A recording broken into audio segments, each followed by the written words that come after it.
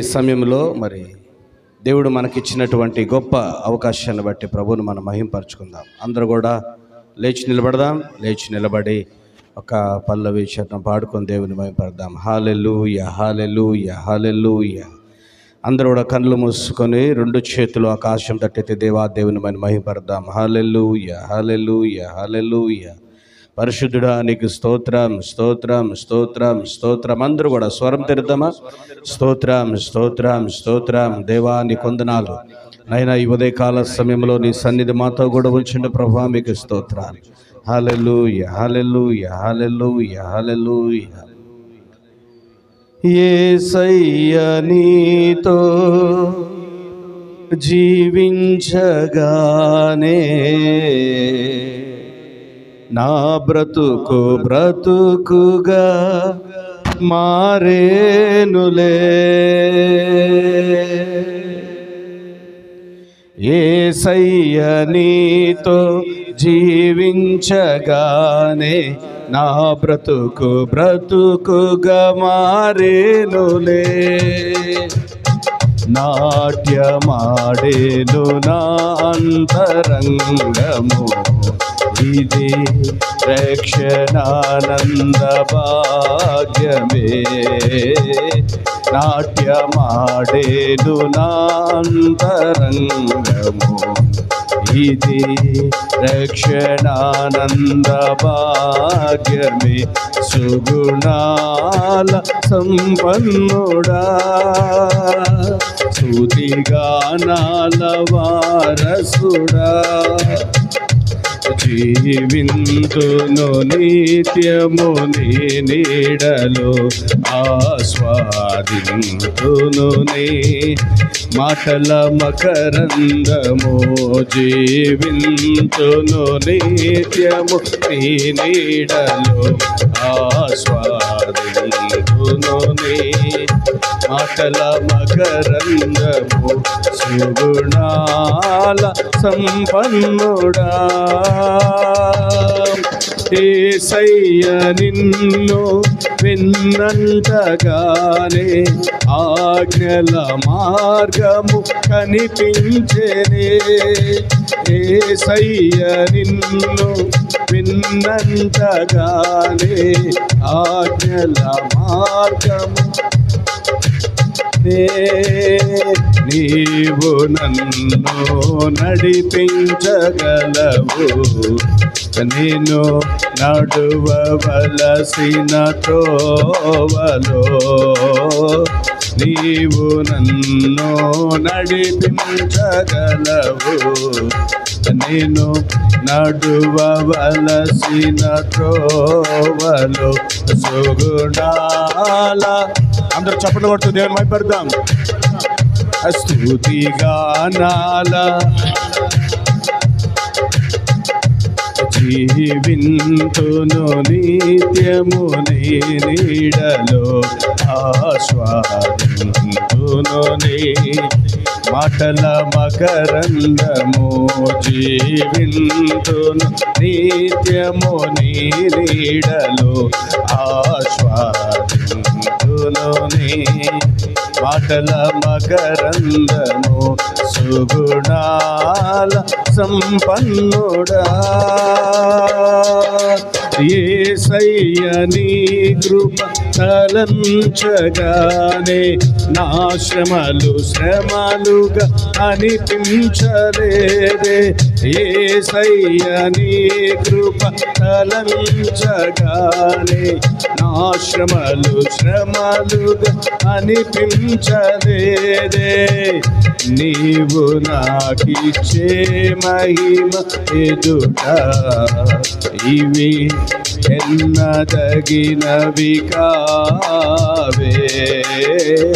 నీవు నాకిచ్చే మహిమ ఎదుట ఇవి ఎన్నదగినవి కావే.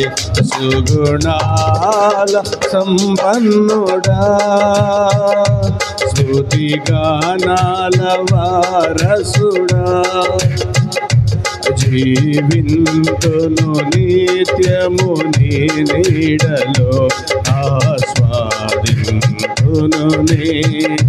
మాటల మకరందము జీవిందును నిత్యము నీ నీడలో ఆస్వాదింతును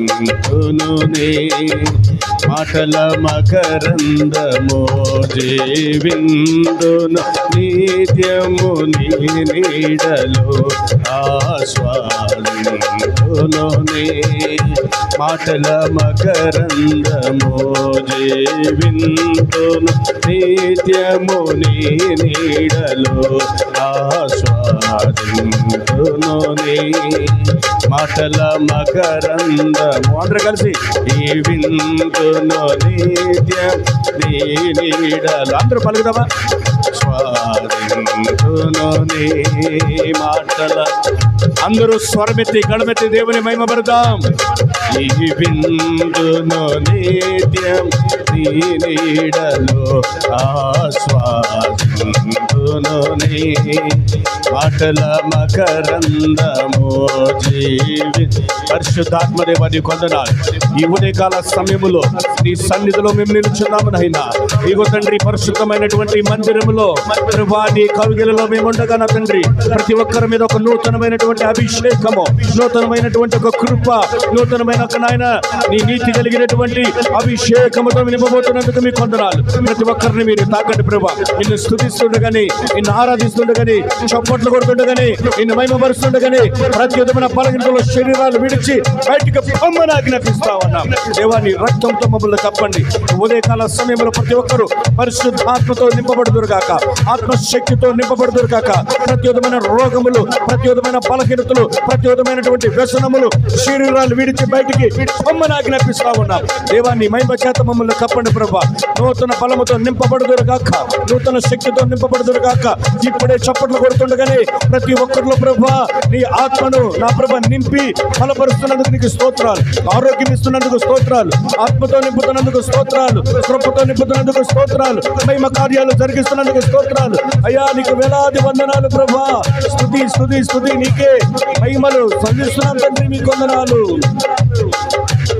హల్లెలూయా హల్లెలూయా హల్లెలూయా హల్లెలూయా హల్లెలూయా హల్లెలూయా హల్లెలూయా హల్లెలూయా దేవానికి స్తోత్రం స్తోత్రం స్తోత్రం ప్రార్థన చేస్తున్నాను ప్రార్థన మమ్మల్ని మిక్కిలిగా ప్రేమిస్తున్న మా ప్రియ పరలోకపు తండ్రి మీ కొందనాలు స్తోత్రాలు ఈ ఉదయకాల సమయంలో నీ సన్నిధిలో మేమందరం కూడా నిలిచి అయ్యా నిన్ను ఆరాధన చేయటానికి మీరు ఇచ్చిన గొప్ప కృపకై మీకు వేలాది కృతజ్ఞతలు తెలియజేస్తున్నాం మీరు మాతో ఉన్నారు మీరు మాలో ఉన్నారు మమ్మల్ని నడిపిస్తున్నటువంటి దేవుడవు తండ్రి నీవు లేకపోతే ఒక క్షణం మీరు మన మర్చిపోతే మేము మా బ్రతుకులేమైపోతాయో తండ్రి ఈ భూమి మీద మేము జీవిస్తున్నామంటే అది నీ కృప చాలామందికి ఈ విషయం అర్థం కావట్లేదు తండ్రి చాలామంది తమకు తాముగా జీవిస్తున్నారు అనుకుంటూ ఉన్నారు కానీ అయ్యా ఇదిగో తండ్రి ఒక మనిషిలో నువ్వు పెట్టినటువంటి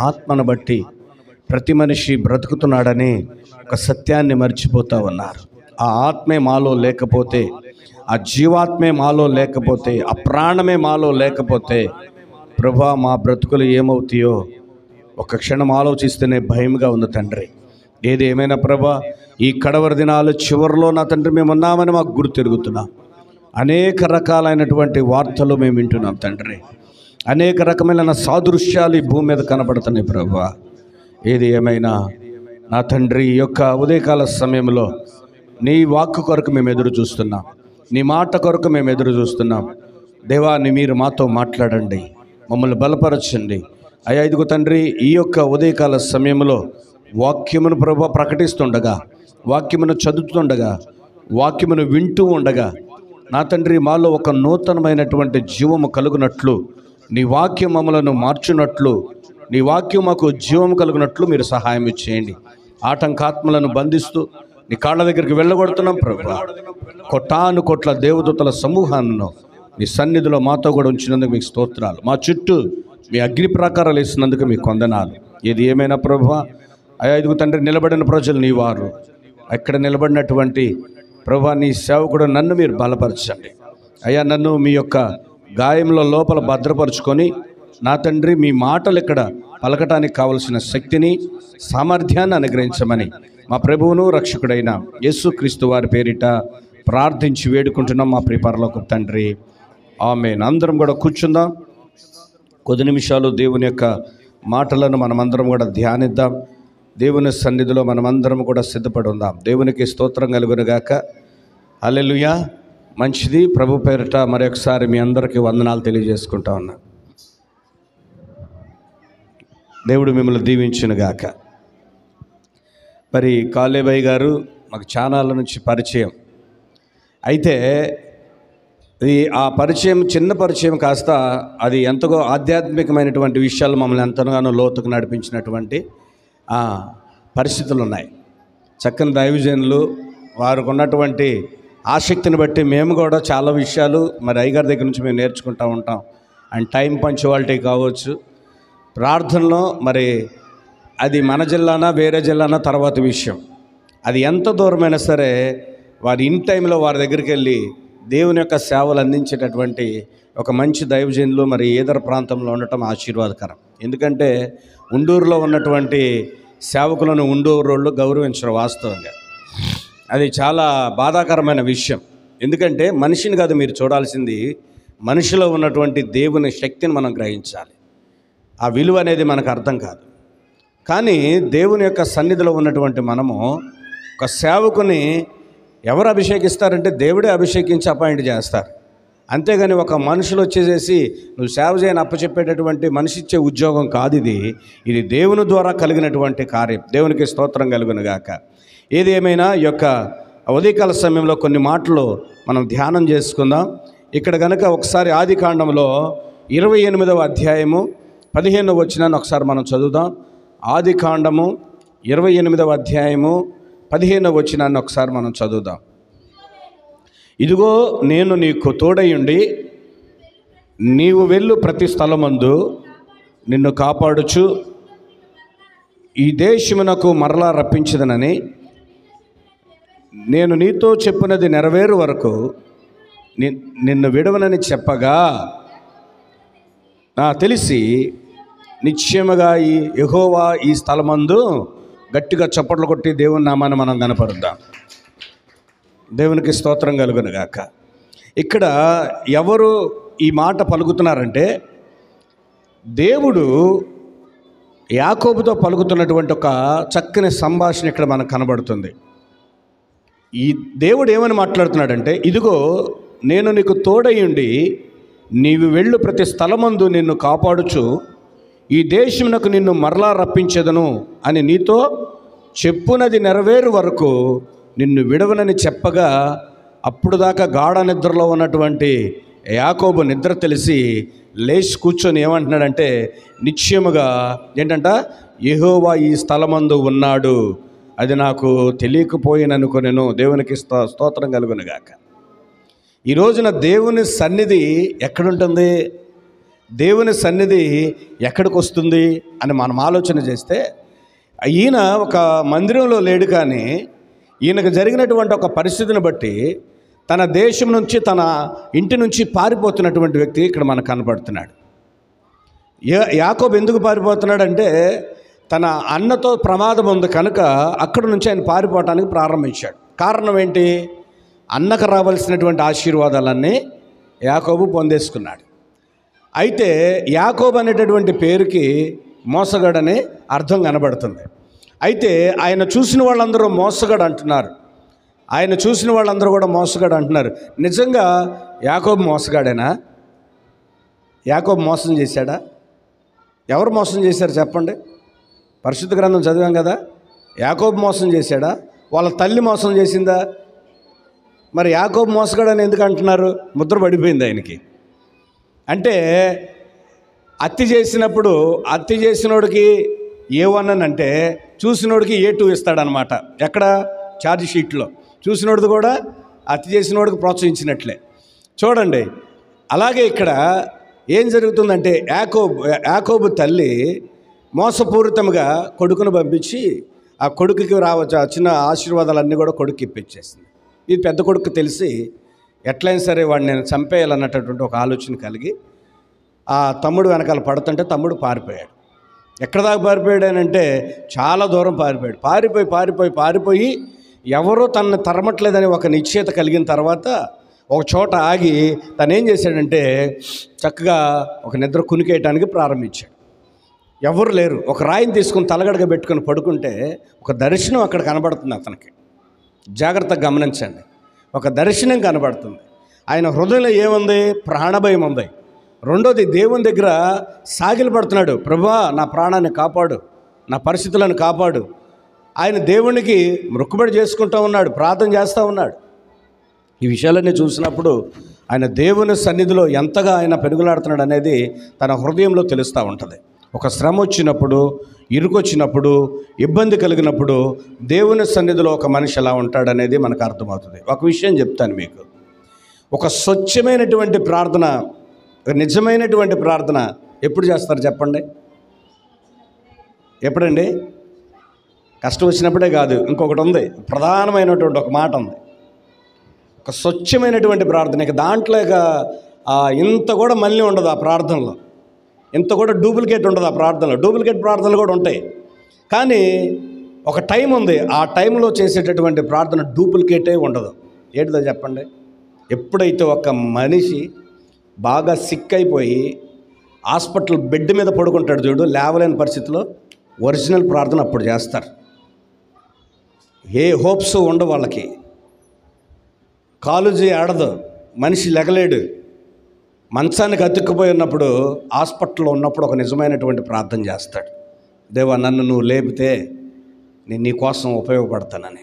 దేవుడు కనికరించి లేపిన తర్వాత 1 నెల 2 నెలల్లో ఆ స్పీడ్ ఉంటుంది. తర్వాత మళ్ళీ మనిషి మామూలు అయిపోతాడు. ఈ రోజున యాకోబు తన జీవితంలో ఎన్నో చూశాడు. చూసినప్పుడు ఈయన వెళ్ళినటువంటి ఈ ప్రయాణంలో తన ఒక మరణము చాలా దగ్గరగా ఉంది కనుక తను పారిపోతూ ఒక చోట ఆగిన తర్వాత, ఆగిన దగ్గర ఏం జరిగిందంటే ఆయన ఒక రాయి తీసి తలగడగా పడుకున్నాడు. దుఃఖంతో ఉన్నాడు, మనోవేదంతో ఉన్నాడు దేవుని సన్నిధిలో. ఆ వేదంతో, మనోవేదంతో ఉండి బాధపడుతూ దుఃఖపడుతూ అలా కంటికి కునుకు పట్టగానే ఆయనకి ఒక దర్శనం కనపడుతుంది. భూమి మీద నుంచి ఆకాశానికి ఒక నిచ్చెన కనపడతా ఉంది. ఆ నిచ్చెన మీద దేవదూతలు ఎక్కి దిగుతూ ఉన్నాయి. అటువంటి ఒక గొప్ప దర్శనాన్ని నేను చూశాడు. అదేవిధంగా ఒక దర్శనంలో దేవుడు తనతో మాట్లాడుతున్నటువంటి మాటలు ఎంతో అద్భుతంగా ఉన్నాయి. ఏమంటున్నాడంటే, నీవు వెళ్ళే స్థలంకి నేను వస్తాను, నువ్వు ఎక్కడుంటే నేను అక్కడ ఉంటాను, నిన్ను నేను ఆశీర్వదిస్తాను, మరలా తిరిగి నేను ఇంటికి తీసుకొస్తాను. ఒక దేవుడు ఒక నరునితో మాట్లాడుతున్నటువంటి మాటలు. ఆ రోజు మాట్లాడిన దేవుడు ఈ రోజు కూడా మాట్లాడగలడు. ఒకవేళ ఇప్పుడు యాకోబుని చూసినప్పుడు ప్రపంచమంతా కూడా యాకోబుని మోసగాడు అంటుంది, కానీ ఈ మోసగాడిలో నుంచి దేవుడు ఒక 4 ప్రధానమైనటువంటి గుణాలను చూశాడు. 4 ప్రధానమైనటువంటి గుణాలను చూశాడు. అంటే ప్రతి మనిషిని కూడా మనం చూసినప్పుడు కంటితో లెక్కేస్తాం. ఈ మనిషిని చూడగానే టక్కన ఆ మనిషి గురించి 2-3 మాటలు అనేస్తాం. తెలిసినా తెలియకపోయినా ఆ మనిషి గురించి మాట్లాడేస్తాం, ఆ క్యాల్కులేట్ చేసేస్తాం. కానీ మనిషి పై రూపాన్ని చూసి క్యాల్కులేట్ వేస్తాడేమో, కానీ దేవుడు అంతరంగాన్ని చూస్తాడు, హృదయాన్ని చూస్తాడు, హృదయ తలంపులను చూస్తాడు, హృదయ ఆలోచనలు చూస్తాడు. నువ్వు హృదయంలో ఏది తలంచినా కూడా ఆ విషయాల్లో దేవుడు చూసి దానిని బట్టి దేవుడు నీకు కార్యాలు జరిగిస్తాడు. ఇక్కడ ఉన్నటువంటి మనల్ని చాలామంది చాలా రకాలుగా మనల్ని అనొచ్చు. అందరికీ మనం నచ్చాలని కూడా ఏమీ లేదు, మన పద్ధతులు అందరికీ నచ్చాలని కూడా ఏమీ లేదు. కొంతమందికి నచ్చింది, కొంతమందికి నచ్చకపోవచ్చు. నువ్వు చేసే పని కొంతమందికి నచ్చొచ్చు, కొంతమందికి నచ్చపోవచ్చు. నీ ప్రవర్తన కొంతమందికి నచ్చొచ్చు, కొంతమందికి నచ్చకపో. అంతకు మాత్రం నువ్వు చెడ్డదానివి కాదు కదా. దేవుని బిడ్డలైనటువంటి మనల్ని కూడా ఎన్నో రకాలుగా ఎన్నో మాటలు అంటూ ఉంటారు. ఇక్కడ ఏం జరిగిద్దంటే మన తెలుగు వాళ్ళు ఎవరైనా ఒక 2 ఉన్నారనుకోండి, 3 పార్టీలు ఉంటాయంట. తెలుగు వాళ్ళు 2 ఉంటే ఎన్ని పార్టీలు ఉంటాయి చెప్పండి కొంచెం. 2 ఉంటే ఎన్ని పార్టీలు ఉంటాయి కొంచెం చెప్పండి. 3 పార్టీలు ఉంటాయి. ఎన్ని పార్టీలు? ఎట్లా? నాదొక పార్టీ, నీదొక పార్టీ, మనదొక పార్టీ అనమాట. అంటే ఒక మాట మీద నిలకడగుండేటటువంటి తత్వం మనిషికి ఉండదు. ఈ మనిషి ఆలోచన ఈ మనిషి ఆలోచన ఉంటుంది, ఆ మనిషికి ఆ మనిషి ఆలోచన ఉంటుంది, ఇద్దరు కలిపి మళ్ళీ ఒక ఆలోచన ఉంటుంది. 3 రకాల పార్టీలు ఉంటాయంటే 2 మనుషులు ఉంటాయి. కానీ దేవుని సన్నిధిలో యాకోబు తన జీవితంలో మరి అందరూ మోసగాడని ముద్ర వేసినప్పటికీ కూడా దేవుడు ఆయనలో చూసినటువంటి మంచి గుణాలు ఏంటో 4 గుణాలు ఒక 10 నిమిషాల్లో చెప్పుకొని మనం ముగిద్దాం. చూడండి, ఆది కాండంలోనే 35వ అధ్యాయం 1 నుంచి 3 వచనాల వరకు మనం చదువుదాం. 35వ అధ్యాయంలో, నీవు లేచి బేతేలునకు వెళ్ళుము, అక్కడ నివసించి నీ సహోదరుడైన ఏశావు ఎదుటి నుండి నీవు పారిపోయినప్పుడు నీకు కనపడిన దేవునికి అక్కడ బలిపీఠం నాకు కట్టమని చెప్పగా, యాకోబు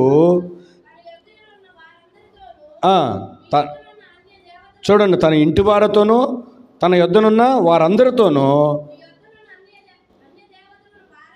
పారవేసి మిమ్మల్ని మీరు శుచిపరుచుకొని మీ వస్త్రములను మార్చుకొనడి, మనం లేచి బేతేలునకు వెళ్ళుదాము, నా శ్రమదినమున నాకు ఉత్తరం ఇచ్చి నేను వెళ్ళిన మార్గమున నాకు తోడయుండి అక్కడ కట్టేదనని చెప్పిన. దేవునికి స్తోత్రం కలుగునుగాక. ఇక్కడ 35 నుంచి 1 నుంచి 3 వచనాలు మనం చదివినప్పుడు దేవుడు యాకోబుతో మరలా మాట్లాడుతున్నాడు. నువ్వు లేచి బేతేలుకు వెళ్ళుము, అక్కడ నివసించి నీ సహోదరుడు ఏశావు దగ్గర నుంచి పారిపోయిన స్థలానికి నువ్వు వెళ్ళి అక్కడ ఒక బలిపీఠం కట్టమంటే, వెంటనే ఆయన ఆలస్యం చేయకుండా వాళ్ళని వాళ్ళు శుచిపరుచుకొని వాళ్ళు ఏవైతే అన్య మత ఆచారాలను విడిచిపెట్టి అక్కడి నుంచి వాళ్ళు బయలుదేరి బేతేలుకు రావటం మొదలుపెట్టారు. బేతేలు అనగా దేవుని ఇల్లు. బేతేలు అంటే అర్థం ఏంటి? దేవుని ఇల్లు. బేతేల్ అంటే దేవుని ఇంటిలో దేవుడు ఉన్నాడు అని అర్థం అనమాట. బేతేల్ అంటే మందిరము. దేవునికి స్తోత్రం. దేవుని యొక్క ఇల్లే ఉన్నది. అయితే ఇక్కడ ఈ యాకోబులో ఉన్నటువంటి మొదటి లక్షణం ఏంటంటే దేవునికి లోబడేటటువంటి మనసు ఆయనకు ఉంది. దేవునికి స్తోత్రం కలుగునుగాక. ఉట్టినే యాకోబుని దేవుడు ఆశీర్వదించలేదు. ఎడ్ల మందలను, గొడ్ల మందలను, పశువు మందలను ఊరికినే ఇవ్వల దేవుడు ఆయనకి. ఆయన దేవుని మాటకు లోబడేటటువంటి వ్యక్తి. ఆయన అన్నాడు, నువ్వు లేచి బేతేలుకు వెళ్ళమంటే ఒక్క గడియ కూడా లేట్ చేయకుండా వెంటనే ఏం చేశాడంటే, లెగండి, నా దేవుడు నన్ను బేతేలుకు రమ్మంటున్నాడు, మిమ్మల్ని మీరు శుభ్రపరచుకోండి, మీ వస్త్రాలు మార్చుకోండి, మిమ్మల్ని మీరు పరిశుద్ధపరచుకోండి, ఇప్పుడు మనం ఎక్కడికి వెళ్ళబోతున్నామంటే మనం దేవుని ఇంటికి వెళ్ళబోతున్నాం అన్నారు. ఇవాళ ఆదివారం అన్న సంగతి చాలామందికి తెలుసు. పునరుత్థాన ఆదివారం. ఈరోజు ఆదివారం రోజున నిజమైనటువంటి ఒక విధేయత కలిగినటువంటి దేవునికి లోబడేటటువంటి వ్యక్తి ఎక్కడ కనపడాలి? దేవుని సన్నిధిలో కనపడాలి. పొలంలో కనపడతాం కాదు, పెళ్లిలో కనపడతాం కాదు, ఫంక్షన్లో కనపడతాం కాదు, రోడ్ల మీద కనపడతాం కాదు.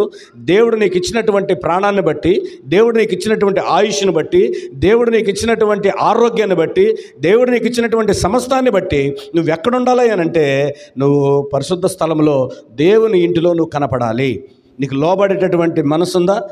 ఎందుకంటే యాకోబుకు లోబడేటటువంటి మనసు ఉంది. వెంటనైనా దేవుని మాటను వినగానే ఆయనకి లోబడిపోయాడు. వెంటనే దేవుడు చెప్పినట్టుగా చేశాడు. ఎన్ని వాక్యాలు మన దగ్గరికి వస్తూ ఉన్నాయి.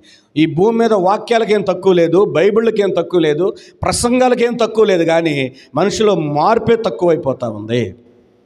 ఇది ఒక సినిమా స్టోరీ లాగానో, లేకపోతే ఒక సీరియల్ లాగానో, లేకపోతే రోడ్డు మీద చెప్పే ఒక కథ లాగానో వినేసి వెళ్ళిపోవటం వల్ల నీ జీవితంలో ఎటువంటి ప్రయోజనం లేదు. దేవుని యొక్క మాట, దేవుని మాటకి నువ్వు ఎప్పుడైతే విధేయత చూపుతావో, దేవుని మాటకి ఎప్పుడైతే నువ్వు లొంగుతావో, లొంగినప్పటి నుంచి, ఆయన విధేయత చూపినప్పటి నుంచి, లోబడిన దగ్గర నుంచి నీ జీవితంలో గొప్ప మార్పుల్ని కనిపిస్తూ ఉంటాయి.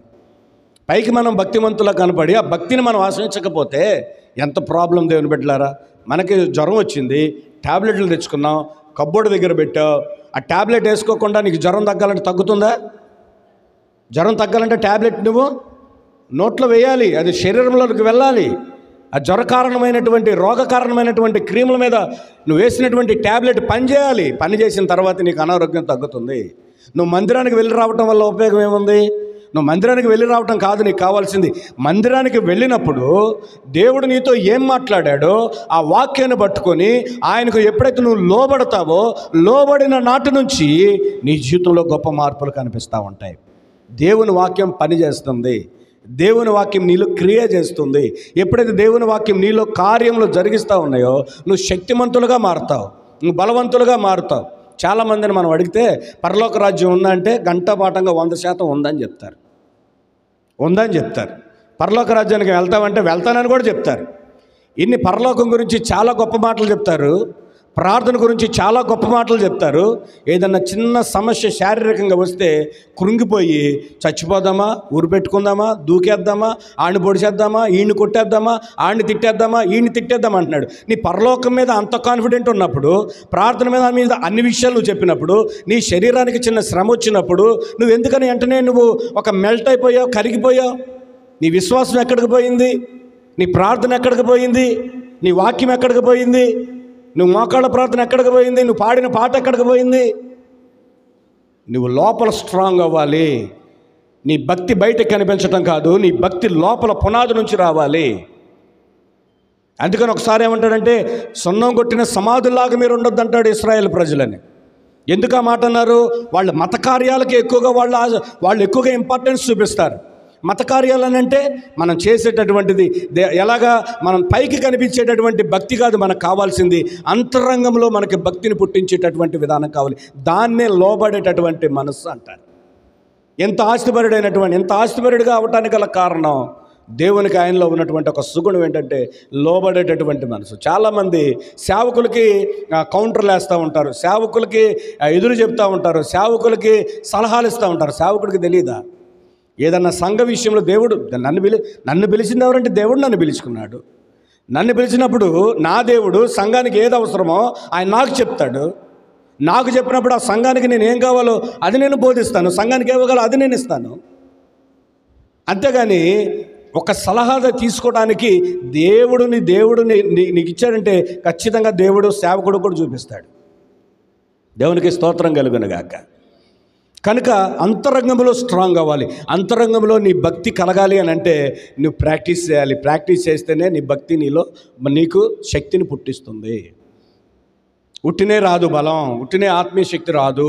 నువ్వు దేవుని సన్నిధిలో సాగిలు పడినప్పుడు చూడు, ఎప్పుడైతే దేవుని మాటకి లోబడ్డాడో ఆయనలో ఆ మంచి గుణాన్ని బట్టి దేవుడు తను దీవించాడు. దేవుని బిడ్డలారా, యాకోబులో ఉన్నటువంటి ఇంకో మంచి గుణం ఏంటంటే చూద్దాం. 32వ అధ్యాయంలో, ఆదికాండం 32వ అధ్యాయంలో 24వ వచనాన్ని ఒకసారి మనం చూద్దాం. 32వ అధ్యాయం 24వ వచనం. యాకోబు ఒక్కడు మిగిలిపోయాను, ఒక నరుడు తెల్లవారు వరకు అతనితో పెనుగులాడెను, తాను అతన్ని గెలవకుండా చూచి తొడగూటి మీద అతన్ని కొట్టెను. అప్పుడు అతడు ఆయనతో పెనుగులాడటం వలన ఆయన తొడ గూడు వసలెను. ఆ కింద మాట కూడా చూద్దాం. ఆయన తెల్లవారుచున్నది గనక నన్ను పోనిమ్మనగా అతడు నీవు నన్ను ఆశీర్వదించితేనే కానీ నేను పోనీయను అనెను. దేవునికి స్తోత్రం కలుగునుగాక. దేవుని ప్రియమైనటువంటి వారలారా, ఇక్కడ యాకోబులో దేవుడు చూసినటువంటి రెండో మంచి గుణం ఏంటంటే ఆయనకి పోరాడేటటువంటి మనసు ఉందంట. ఏ పోరాటం? జనాల మీదకి కత్తులు వేసుకొని, గొడ్డలు వేసుకొని, కర్రలు వేసుకొని వెళ్ళే పోరాటాలు కాదు ఈయన చూస్తుంది. ఈయనకి ఎక్కడ పోరాడే మనసు అంటే దేవుని సన్నిధిలో మోకాళ్ళ మీద ప్రార్థించే ఒక గొప్ప అనుభవం కలిగినటువంటి వ్యక్తిగా ఇక్కడ ఉన్నాడు.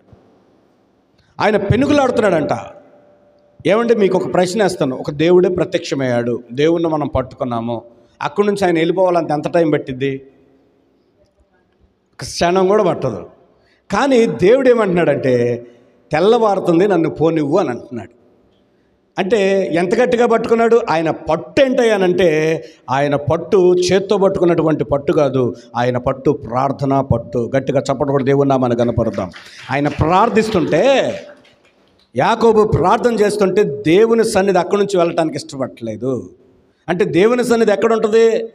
యాకోబులో ఇంకో గుణం ఏంటి?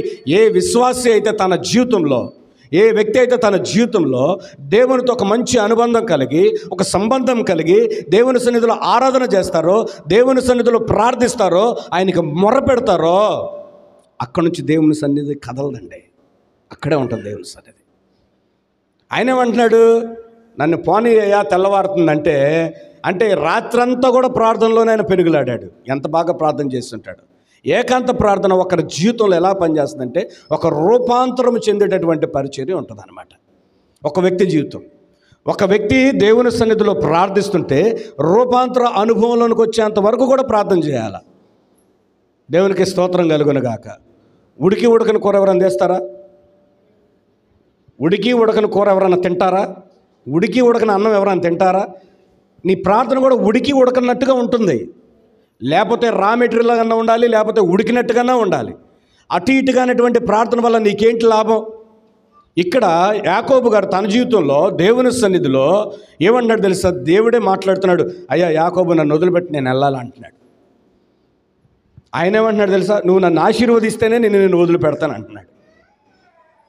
ఆశీర్వాదం అంటే ఏంటి? ఆశీర్వాదం కనుక మనం చూసినట్లయితే ఆయనకి మేక మందలు ఉన్నాయి, గొర్రె మందలు ఉన్నాయి, ఒంటి మందలు ఉన్నాయి, ఎద్దులు ఉన్నాయి, పశువులు ఉన్నాయి, ఆవులు ఉన్నాయి, బంగారం ఉంది, తనకు కావాల్సిన డబ్బులు ఉన్నాయి అని సమృద్ధి అయినటువంటి సంపద ఆయన దగ్గర ఉంది. ఆయన తక్కువ అంచనేయడానికి ఏం లేదు.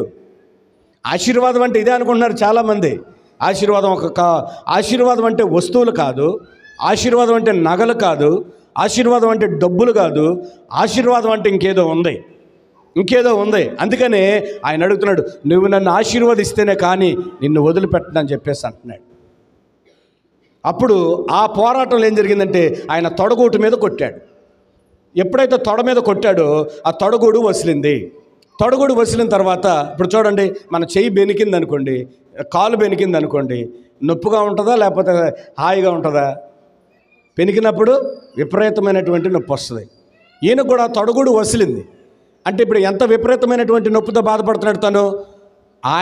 ఆయన శరీరానికి శ్రమ కలిగినప్పటికీ కూడా ప్రార్థన మాత్రం ఆపలేదు దేవుని బిడ్డలారా. అందుకే దేవునికి నచ్చిన మంచి గుణం ఏంటంటే ఈయన ప్రార్థనలో పోరాడగలిగినటువంటి శక్తి ఉన్నవాడని, ప్రార్థన ఆత్మ కలిగిన వాడని దేవునికి నచ్చాడు దేవుని బిడ్డలారా. దేవునికి స్తోత్రం కలుగును గాక. అప్పుడు అంటాడు, నువ్వు మనుషులతోనూ పోరాడి గెలిచావు, దేవునితోనూ కూడా పోరాడి గెలిచావు, నీ పేరేంటి? ఇశ్రాయేలే అన్నాడు. గట్టిగా చెప్పడం కూడా దేవుని యొక్క నామాన్ని కనపరుద్దాం. ఈ సందర్భంలో రోమాపత్రిక 12వ అధ్యాయం 2వ వచనాన్ని ఒకసారి మనం చూద్దాం. రోమాపత్రిక 12వ అధ్యాయం 2వ వచనాన్ని ఒకసారి మనం చూద్దాం. రోమాపత్రిక 12వ అధ్యాయం 2వ వచనంలో ఒక మాట మనకు కనబడుతుంది. చూడండి, ఆ మాట చూడండి త్వరగా. 12వ అధ్యాయం 2వ వచనం చూడండి. మీరు ఈ లోక మర్యాదను అనుసరింపక ఉత్తమమును అనుకూలమును సంపూర్ణమై ఉన్న దేవుని చిత్తమేదో పరీక్షించి తెలుసుకున్నట్లు మీ మనస్సు మారి నూతన మగుట వలన రూపాంతరము పొందుడి. గట్టిగా చప్పట్లు కొట్టి దేవుని యొక్క నామాన్ని మనం కనపడతాం. మనకి దేవునికి కావాల్సింది ఏంటంటే మారినటువంటి మనస్సు దేవుడికి కావాలి. మారినటువంటి మనసు ఎవరికైతే ఉంటుందో, మారు మనసు ఎవరికైతే ఉంటుందో వారిలో చూడండి దేవుని బిడ్డలారా, ప్రార్థనాత్మ కనిపిస్తుంది. మారు మనసు వేషం వేసుకున్న వారిలో కాదు దేవుని బిడ్డలారా, నిజముగా దేవుని సన్నిధిలో మార్పు చెందినటువంటి బిడ్డల విషయంలో. ఎలాగా పౌలు గారిని మనం చూస్తే హింసకుడు, దూషకుడు, హానికరుడు, అతి భయంకరుడైనటువంటి తన జీవితాన్ని మార్చుకున్న తర్వాత సౌలు పౌలుగా మార్చబడ్డాడు. పౌలుగా మార్చబడిన తర్వాత మళ్ళీ ఎప్పుడు ఆయన సౌలుగా మారలేదు. దేవునికి స్తోత్రం కలుగునుగాక. మళ్ళీ ఎప్పుడు ఆయన వెనక్కి తిరిగి చూసుకోలేదు. ఆయన పౌలుగానే కొనసాగాడు. సౌలు జీవితం వేరు, పౌలు జీవితం వేరు. తన జీవితంలో సౌలుగా ఉన్నప్పుడు హింసకుడు, దోషకుడు, హానికరుడు, అనేక రకాలైనటువంటి హత్యలు జరిగించినటువంటి, మారణ హోమాన్ని జరిగించినటువంటి వ్యక్తి.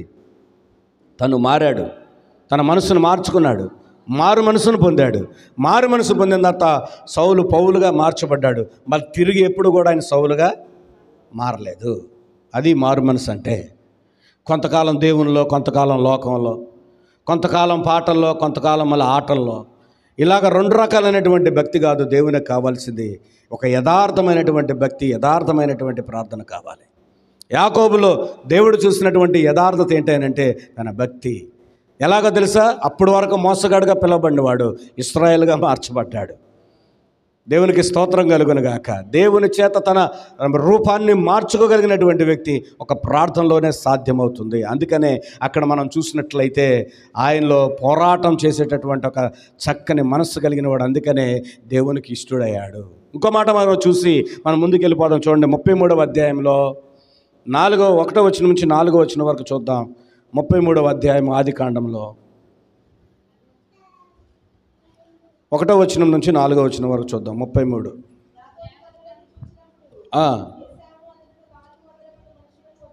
వచ్చుచుండరి. అతడు తన పిల్లలను 2 దాసీకులకును పంచి అప్పగించెను. దాసీలను వారి పిల్లలను వారి వెనుక పిల్లలను ఉంచి వెలుచు సమీపించు వరకు 7 మార్లు నేలన సాగిలపడెను. అప్పుడు ఏసావు అతను ఎదుర్కొని పరిగెత్తి అతన్ని కౌగిలించుకొని అతని మెడ మీద పడి ముద్దు పెట్టుకొనెను. వారిద్దరు కన్నీరు విడిచిరి. దేవునికి స్తోత్రం కలుగును గాక. యాకోబులో ఇంకో గుణం ఏంటండి? సాగిలపడేటటువంటి గుణం. వీళ్ళకి అన్నదమ్ముల మధ్యన 20 సంవత్సరాల నుంచి శత్రుత్వం నడుస్తుంది. ఎందుకనే అన్నకు రావాల్సిన ఆశీర్వాదాలు తమ్ముడు పొందుకున్నాడు కనుక ఏ క్షణంలో దొరికినా మనోడిని చంపాలన్న ఆశ కలిగి ఉన్నాడు ఈయన. నేను చంపబడకోకుండా దాక్కోవాలనుకుని ప్రయత్నం చేశాడు యాకోబు. 20 సంవత్సరాల శత్రుత్వం. దేవుడు ఏం చెప్పాడంటే తిరిగి రా అన్నాడు. మళ్ళీ తన జీవితం ఎబ్బోక రేవు దగ్గర మారిపోయింది. తను ఏమైతే మోసం చేశాడో, ఏవైతే మోసకార్యాలు జరిగినాయో, ఎవరికైతే అన్యాయం చేశాడో, ఎబ్బోకు రేవు దగ్గరే పెనుగులాడినటువంటి ఆ సందర్భంలోనే తన జీవితం మొత్తం కూడా దేవుని దగ్గర పరిచాడు. ప్రభువా, నా పాపం ఇది, నా తప్పు ఇది, నా అతిక్రమం ఇది, నా ద్రోహం ఇది, నా ద్రోహ కార్యాలు ఇవి, నేను చేసినటువంటి మాలిన్యమైనటువంటి పనులు ఇవని ఎబ్బోకు రేవు దగ్గర తను కడుక్కున్నాడు, రూపాంతరం చెందాడు. అక్కడ తను ఎప్పుడైతే పరిశుద్ధపరచబడ్డాడో, మార్చబడ్డాడో, తన జీవితంలో పాత జీవితాన్ని మరొకసారి పాతిపెట్టబడి అక్కడి నుంచి ఆయన ముందుకు బయలుదేరి అన్నను సమీపించేటంత వరకు కూడా 7 మార్లు నేలను సాగిలపడ్డాడంట. అన్నను సమీపించే లోపల 7 మార్లు ఎప్పుడైతే తమ్ముడు సాగిలపడ్డాడో, ఆ సాగిలపడిన విధానాన్ని చూసినప్పుడు అన్నకి ఏసావుగా మనసు కరిగిపోయింది. తమ్ముడిని పైకి లేపుకున్నాడు, కౌగిలించుకున్నాడు, మెడ మీద ముద్దు పెట్టాడు. ఇద్దరు కూడా కన్నీరు కార్చారు. ఎప్పుడైతే క్షమించేటటువంటి మనసు ఉంటుందో, సాగిలపడేటటువంటి మనసు ఉంటుందో, 20 సంవత్సరాల శత్రుత్వం వారి మధ్య నుంచి ఎగిరిపోయింది. దేవుని బిడ్డలారా, ఈ రోజున చిన్న జానడ స్థలం దగ్గర తన్నుకునేటటువంటి పరిస్థితులు, పొలాల గట్టుల దగ్గర, అద్దుల దగ్గర పోట్లాడుకునేటటువంటి పరిస్థితులు, ఇళ్ల సరిహద్దుల్లో పోట్లాడుకునేటటువంటి పరిస్థితులు, కక్షలు పెట్టుకునేటటువంటి పరిస్థితులు, ఇల్లు కడుతుంటే ఓర్చుకోలేవు, గోడ కడుతుంటే ఓర్చుకోలేవు, ఎదర పోర్టుకో కట్టుకుంటే ఓర్చుకోలేవు, వాళ్ళు ఏదైనా ఇంటికి పునాదులైతే ఓర్చుకోలేవు. మరి నువ్వెవరు అంటే నువ్వు క్రైస్తవ బిడ్డవి, నువ్వు క్రీస్తు బిడ్డవి. క్రీస్తుకు అటువంటి మనసు లేదే. క్రీస్తుకు క్షమించే మనసే, క్రీస్తుకు ఉన్నటువంటి మనసు క్షమించేటటువంటి గుణము. తండ్రి వీరేమి చేస్తున్నారో వీరు ఎరుగురు కనుక వీరిని మన్నించమని ప్రార్థన చేసినటువంటి ఒక మాదిరి చూపించినటువంటి యేసయ్య బిడ్డవు నువ్వైతే ఎటువంటి వ్యసనం కూడా నీలో ఉండటానికి వీలు లేదు. ఒకసారి క్షమించమంటే పోయింది, ఆ గొడవంతా కూడా ఎగిరిపోయింది. చూడు, 20 సంవత్సరాలు వాళ్ళు ప్రసవ వేదన పడ్డారు. ఎదురుబెదురు పడితే నరుక్కునేటటువంటి పరిస్థితి, ఎదురుబెదురు పడితే తన్నుకునేటటువంటి పరిస్థితి, ఒకరికొకరు కనపడకోకుండా 20 సంవత్సరాలు ఎక్కడొకరుగా జీవించారు అన్నదమ్ములు వీళ్ళు. కానీ దేవుడు చెప్పాడు. దేవుడు చెప్పిన తర్వాత దేవుని మాటకి ఆయన లోబడ్డాడు. దేవుని సన్నిధిలో ఆయన ప్రార్థించిన తర్వాత ఆయనకి దేవుడిచ్చినటువంటి గొప్ప వరం ఏంటంటే తను తగ్గించుకున్నాడు. దేవుని బిడ్డలారా, అది యాకోబులో ఉన్నటువంటి ఒక మంచి గుణం. తను తగ్గించుకొని సాగిలపడిపోతున్నాడు. అన్న దగ్గరికి వెళ్ళే లోపల, అన్న నీకు ద్రోహం చేశానని క్షమించు, నీకు ద్రోహం చేశానని క్షమించు. 7 సార్లు సాగిలపడగానే ఆయన హృదయంలో ఉన్నటువంటి కోపము, ద్వేషము, అసూయ, కలహము, క్రోధము, మదము, మాచర్యం అన్నీ బయటికి వెళ్ళిపోయినాయి. నువ్వు క్షమించమని అడిగితే శత్రువు కూడా భయపడిపోవాలి. దేవుని బిడ్డలారా, దీనికి గొప్ప ధైర్యం కావాలి క్షమించమని అడగటానికి. తప్పు చేయడానికి పెద్ద ధైర్యం ఏం అవసరం లేదు, ఎవరైనా తప్పు చేసేస్తారు. కానీ క్షమించమని అడగటానికి ధైర్యం నీకు కావాలి. యాకోబులో ఉన్న గొప్ప గుణం ఏంటంటే క్షమించేటటువంటి గుణం, తను తగ్గించుకునేటటువంటి గుణం. ఈ రోజున మందిరంలో మనం కూడా ఉన్నాం. మందిరంలో ఉన్నటువంటి మనము ఎంతవరకు మనం తగ్గించుకుంటూ ఉన్నాం? కొన్ని మందిరాల్లో చూస్తే కనీసం ఈ కుర్చీ తీసి అటు పెట్టరండి, చాపను కూడా మడతారు. ప్రార్థన అవ్వగానే ఎవరి కాళ్ళు బైబిల్ తీసుకుంటారు, దులిపేసుకుని వెళ్ళిపోతూ ఉంటారు. ఇంకా నువ్వు దేవునికి ఉపయోగపడేది ఎక్కడ? నువ్వు ఏ రకంగా ఉపయోగపడతావు దేవునికి? సెల్ఫిస్ట్ ప్రార్థన ఎప్పుడు మనకు ఉండకూడదు. సెల్ఫిస్ట్ ప్రార్థన అంటే నేనే బాగుండాలి, నేను మాత్రమే బాగుండాలి, నేను మాత్రమే ఎదగాలని ప్రార్థన చేసేవాడు పరలోక రాజ్యానికి బాడు. ఎందుకో తెలుసా? ఒకరి పట్ల భారం కలిగి ప్రార్థన చేసే ఎవరినైనా సరే దేవుడు గుర్తుపెట్టుకుంటాడు. దేవునికి స్తోత్రం కలుగును గాక. హల్లెలూయా. కానీ ఈ ఉదయకాల సమయంలో ఒక మాట నువ్వు గుర్తుపెట్టుకో. ఇక్కడ దేవుని యొక్క లేఖనం సెలవిస్తుంది ఏంటంటే, నీవు దేవుని సన్నిధిలో సాగిలపడేటటువంటి వాడుగా నువ్వు ఉన్నప్పుడు, నిన్ను నువ్వు తగ్గించుకునేవాడుగా ఉన్నప్పుడు ఆయన హెచ్చించడానికి రెడీగా ఉన్నాడు. దేవుని బిడ్డలారా, నువ్వు ఏ విషయంలో తగ్గుతావో నిన్ను 100 రెట్లుగా దేవుడు ఆశీర్వదించబోతున్నాడు. నువ్వు ఏ విషయంలో ఒక అడుగు వెనక్కేస్తావో ఆ విషయంలో 100 అడుగులు దేవుడు నిన్ను ముందుకు వేసేటట్టుగా నిన్ను ఆయన తయారు చేయగలిగిన గొప్ప సమర్థుడు. నువ్వు సజీవుడైనటువంటి జీవం కలిగిన దేవుని చేతిలో నువ్వు ఉన్నావు అని గుర్తుపెట్టుకో. కనుక తగ్గింపు స్వభావం మనకు కావాలి. అందుకని సేవకుడు ఏదైనా ఒక మాట చెప్పినా, సేవకుడు ఏదైనా గద్దించినా మందిరాలు విడిచి వెళ్ళిపోవటం కాదు, ఆయన మీద కోపం పెట్టుకోవటం కాదు. చూడండి, ఒకవేళ సేవకుడి మీద కోపం పెట్టుకున్నా 2 రోజులు ఆగినా 3 రోజులు ఆగినా మళ్ళీ మన ఇంటికి ఎవరు వస్తారు? సేవకుడే వస్తాడా రాడా? మరి సేవకుడైన దేవుని చేత అపాయింట్మెంట్ అయినటువంటి, దేవుని చేత నియమించబడినటువంటి సేవకుడే మరలా నీ ఇంటికి వచ్చినప్పుడు నీకు అంత పట్టుదల ఏంటి? అంత ఇగో ఎందుకు? ఇగోస్ దేవుని దగ్గర పనికి రావు. నువ్వు ఎప్పుడైతే నీ క్షేమం కోరేది. ఒక మాట చెప్తానండి, ఇప్పుడు మా మిస్సెస్సే బాగోలేదు. బాగున్న టైంలో దాదాపుగా ఒక 1.5 సంవత్సరాల క్రితం తను పూర్తిగా టోటల్గా మరణ పడక మీదకి వెళ్ళిపోయింది. మరణ పడక మీదకి వెళ్ళినప్పుడు తన సంతానాలు వచ్చి చూడలేదు, సొంత తమ్ముళ్ళు వచ్చి చూడలేదు, అక్కలు వచ్చి చూడలేదు, వాళ్ళ తరపున వాళ్ళు ఎవ్వరూ వచ్చి చూడలేదు. ఆమెనే ఫోన్ కూడా చేశాను, అటు ఇటుగా ఉందో వచ్చి చూసేయాలండి అని చెప్పేసుకొని నేను ఫోన్లు చేశాను. వారు డబ్బులు ఇవ్వాలని రాలేదు, లేకపోతే మరి ఇంకేం చేయాలని రాలేదు, నాకైతే తెలియదు. కానీ మొక్కుబడిగా గుమ్మం దగ్గర వచ్చి చూసి వెళ్ళినటువంటి వాళ్ళే కానీ ఆమె ఆదరణ కలిగించేటటువంటి మాట ఒక్కట కూడా చెప్పలేదు ఆమెకి. దేవునికి స్తోత్రం. ఆ టైంలో ఎంతో బాధపడ్డాం. అయినప్పటికీ కూడా వారి కొరకు మేము ప్రార్థన చేసామే, కానీ మేము ఎప్పుడు కూడా వారిని క్షమించలేదు. అని నేను ఎందుకు ఈ మాట చెప్తున్నానంటే, మనం మంచంలో ఉన్నప్పుడు మన బంధువులు 1-2 సార్లు వచ్చి చూసి వెళ్తారేమో, కానీ పొద్దుగూకులు వచ్చి నీ ముందు కూర్చోరు కదా. నువ్వు లేచి తిరిగే వరకు నీ కొరకు ప్రార్థన చేసేది ఎవరంటే నీ సేవకుడు మాత్రమే. అదొక్కటి గుర్తుపెట్టుకో. ఈ గ్రామం కొరకు ప్రార్థించేది నీ సేవకుడు, నీ బాగోగుల కొరకు ప్రార్థించేది నీ సేవకుడు. అర్ధరేత్రైనా అపరేత్రైనా సరే నువ్వు ఫోన్ చేయగానే నీకున్న ఇబ్బందిని బట్టి మోకరించి ప్రార్థన చేసేది నీ సేవకుడు, నీ సేవకురాలు. వాళ్ళకు ఆ ధన్యతను దేవుడు ఇచ్చాడు. మీ భారం వాళ్ళ భారంగా తీసుకుంటారు, మీ కష్టం వాళ్ళ కష్టంగా తీసుకుంటారు, మీకున్న శ్రమ వాళ్ళ శ్రమగా తీసుకుంటారు, మీ కన్నీరు వాళ్ళ కన్నీరుగా తీసుకుంటారు. తీసుకొని మన పక్షాన దేవునికి మొరపెడటానికి వాళ్ళు సన్నద్ధులు అవుతూ ఉంటారు. సేవకుల కోసం ఎంతమంది ప్రార్థన చేస్తారు? సంఘంలో ఎక్కడో ఒకలో ఇద్దరు ఉంటారు.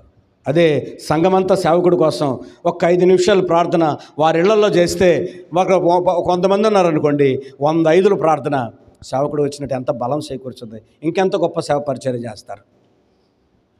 ఇప్పుడు ఇంపార్టెంట్ ఏంటంటే, సేవకుడు చెప్పే వాక్యం నీకు ఇంపార్టెంటా? సేవకుడు వేసుకున్న బట్టలు నీకు ఇంపార్టెంటా? చెప్పండి, ఒక మాట చెప్పండి. సేవకుడు చెప్పే వాక్యం ఇంపార్టెంటా? మందిరంలోకి వచ్చిన తర్వాత సేవకుడు వేసుకున్న బట్టలు ఇంపార్టెంటా నీకు? అవునా? ఈ మాట ఎందుకు చెప్తున్నానంటే ఒక సాదృశ్యం కోసం చెప్తున్నాను. అంటే అనవసరమైన వాటి మీద మనం దృష్టి పెట్టినప్పుడు మన విశ్వాసం చెడిపోతుంది. అవసరమైన వాటి మీద నీ దృష్టి ఉంచినప్పుడు నీ విశ్వాసం బలపడుతుంది. నువ్వు మందిరంలోకి వచ్చినప్పుడు నీ ధ్యాస దేవుని మీద ఉండాలి, నీ ఆలోచనంతా కూడా వాక్యం మీద ఉండాలి, ప్రార్థన భక్తి మీద నీకు ఉండాలి. ఇక్కడ ఆడుకునే పిల్లల మీద నీ మనసు ఉండకూడదు, కిటికీల దగ్గర ఎగురుతున్న డోర్ కట్టల మీద కానీ, తిరుగుతున్న ఫ్యాన్ల మీద కానీ, ఇక్కడున్న వస్తువుల మీద నీ కళ్ళు పోకూడదు. నీ కళ్ళు ఎక్కడ ఉండాలంటే దేవుని సన్నిధి మీద మాత్రమే ఉండాలి. దేవునికి స్తోత్రం కలుగును గాక. యాకోబులో ఎన్ని గుణాలు చెప్పానండి? 1 ఐశ్వర్యభజ్య అయిందా? ఐశ్వర్యభజ్య తెలుసా? ఐశ్వర్యభజ్య కొత్త అల్లుడు వచ్చాడంట. అత్తగారు ఏం చేసిందంటే సెలవుడు పంపించిందంట. కొత్తగా కాపురం మొదలుపెట్టారు, సారి పంపించారు, అందులో సెలవుడు ఉంది. వాళ్ళ ఆయనకి వేసి పెట్టింది ఇంత గిన్నెలో, స్పూన్తో తింటున్నాడు. తినగానే ఆయనకి ఎక్కడ లేని మాధుర్యం కనిపించింది. అమ్మ ఏంటిదమ్మా ఇది ఎంత బాగుంది అని అంటే, దాన్ని సెలవుడు అంటారు, మా అమ్మ చేసింది అని. సరే తిన్న తర్వాత ఏమైందంటే అది అయిపోయింది. 2 రోజులు 3 రోజులు మనోడు తినాలనిపించింది, మళ్ళీ 3 రోజులు తినాలనిపించింది. అమ్మాయి చేసి పెట్టవా, మన ఏదో పెట్టావు కదా చేసి పెట్టవా అని అంటే, నాకు రాదండి అది మా అమ్మకు మాత్రమే వచ్చానంటే మనోడు బయలుదేరాడు. ఏమని? సెలవుడి ఆడి మతిమరుపు కదా, ఆడికి సెలవుడి అనుకుంటూ వెళ్తున్నాడు. ఈదర్లో నుంచి బయలుదేరాడు. బయలుదేరతా ఈదర నుంచి అటు బొద్దనపల్లి దారిలో చిన్న గాడి ఒకటి ఉంది అక్కడ. అంటే నీళ్ళు వెళ్తున్నాయి, వర్షం పడి నీళ్ళు వెళ్తున్నాయి. ఆ కాలువ దాడుతున్నాడు. అటు ఏముందట తెలుసా, దాటేటప్పుడు ఏమన్నాడు, ఐసిరి బజ్జ అన్నాడు. ఈ సలివిడి పోయింది, ఇక ఐసిరి బజ్జ పట్టుకుని వెళ్తున్నాడు. ఇక ఐసిరి బజ్జ అని అత్త దగ్గరికి వెళ్ళాడు. అత్తగారండి ఐసిరి బజ్జ చేయండి అని అంటున్నాడు. అంటే అత్తగారు ఏమంటుంది, ఐసిరి బజ్జ ఏంటయ్యా అని అంటుంది ఆమెకు అర్థం కావట్లా. ఈడు మర్చిపోయాడు. అలా ఆవిడేం చెప్పింది, సలివిడి అని చెప్పింది. ఈడేమంటున్నాడు, ఐసిరి బజ్జ అంటున్నాడు. ఈడు ఐసిరి బజ్జ ఏంటంటే కోపం వచ్చేసి ఇంటికి వచ్చి కొట్టేస్తున్నాడు కొత్త కోడల్ని. కొడతంటే ఇంటి పక్కనమా గబా కౌరు పెట్టింది, అమ్మమ్మ ఏంటమ్మా పిల్లని కొట్టేస్తున్నాడు తొందరరా అని. వచ్చి చూస్తే ఏంటయ్యా మమ్మల్ని సలివిడి ముద్దు కొట్టినట్టు కొట్టామంట. సలివిడి అని అప్పుడు గుర్తొచ్చింది మళ్ళీ ఆడికి. దేవుని యొక్క వాక్యము చాలా జాగ్రత్తగా మనం మనసులో పెట్టుకోవాలి. ఎక్కువ పాయింట్స్ కూడా నేను చెప్పాల, 3 పాయింట్లు చెప్పాను. ఒక పాయింట్ ఏంటి చెప్పండి, సాగిలపడేటటువంటి మనసు. రెండో పాయింట్ ఏంటి, పోరాడేటటువంటి మనసు. మూడో పాయింట్ ఏంటి, సాగిలపడేటటువంటిది. నాలుగోది ఏంటో తెలుసా, 4వ మాట చెప్పి నేను ముగిస్తాను. ఆదికాండం 28వ అధ్యాయము 21వ వచనం నుంచి మనం చదువుదాం. చూడండి ఒకసారి. 28వ అధ్యాయం. వచ్చినట్లు దేవుడు నాకు తోడయుండి మార్గంలో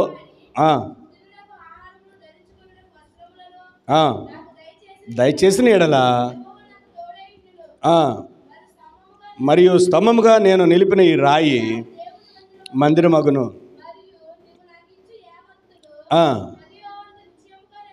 నిశ్చయముగా చెల్లించదనని మొక్కుబడి చేసుకున్న దేవునికి స్తోత్రం కలుగునుగాక. ఈయన మొక్కుబడి ఇంకోటి ఏంటి తెలుసా, నిశ్చయముగా నీ సన్నిధిలోనికి నా దశమ భాగాన్ని కొని వస్తాను అర్పించేటటువంటి మనసు తనకు ఉంది. ఇక్కడ మనీ ఈజ్ నాట్ మ్యాటర్, డబ్బులు మ్యాటర్ కాదు. ఇక్కడ ఆ మనసు ఉందో చూసారా, దేవునికి ఏదైతే నేను ఇవ్వాలనుకున్నాడో ఆ మనసు ఉందో చూసారా, ఆ మనసు చాలా ముఖ్యమైనది. కొంతమంది దేవునికి కానుకలు ఇస్తారు కానీ వాళ్ళ హృదయాన్ని ఎవరో. కొంతమంది లక్షల రూపాయలు ఖర్చు పెట్టి మందిరాల దగ్గర భోజనాలు పెడతారు కానీ దేవునికి వాళ్ళ హృదయం ఎవరో. దీనివల్ల ఉపయోగం ఏమైనా ఉందా? లారీలు బస్తాలు బియ్యం పంచి మారు మనసు పొందకపోతే ఉపయోగం ఏమైనా ఉందా?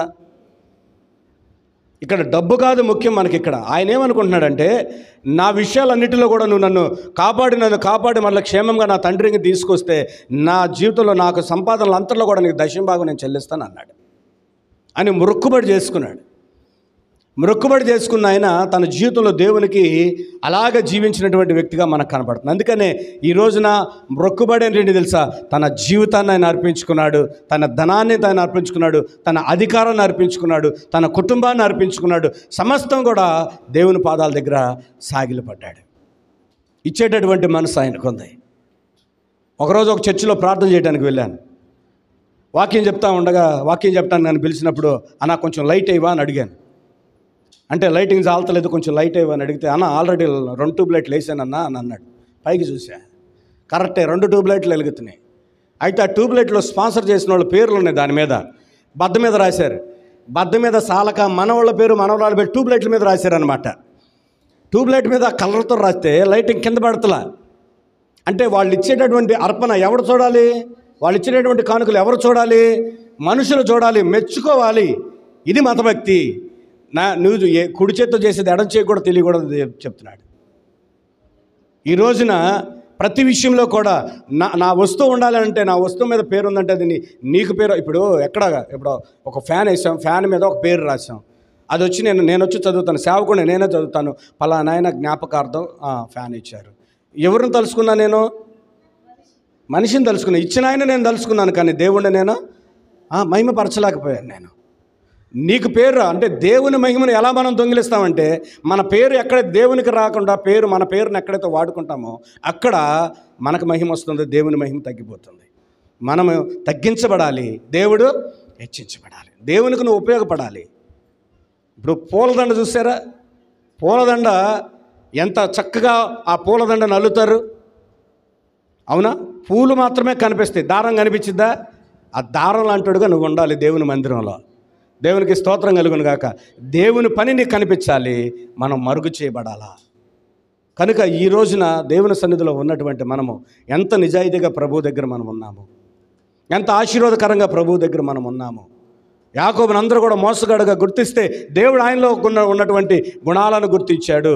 సాగిలపడేటటువంటి వ్యక్తిగా, పోరాటం చేసేటటువంటి వ్యక్తిగా, సాగిలపడేటటువంటి వ్యక్తిగా, దేవుని బిడ్డలారా లోబడేటటువంటి వ్యక్తిగా, ఇక్కడ చూడండి తన జీవితాన్ని అర్పించుకున్నటువంటి వ్యక్తిగా ఇక్కడ యాకోబు కనబడుతున్నాడు. దేవుడు నిన్ను చూసినప్పుడు నీ గుణలక్షణాలు చూస్తాడు, నీ ఆకారాన్ని దేవుడు చూడు. నల్లగున్నావా, తెల్లగున్నావా, పొడుగున్నావా, పొట్టుగున్నావా, లావుగున్నావా, సన్నగున్నావా, ఇవేవి దేవునికి మ్యాటర్ కాదు. దేవుని బిడ్డలారా, దేవునికి కావాల్సింది నీ ఆత్మ. అది ఆయన చూస్తాడు. కనుక ఈ రోజున దేవుని సన్నిధిలో ఒక తీర్మానం తీసుకో. ఒకసారి కళ్ళు మూసుకుందాం.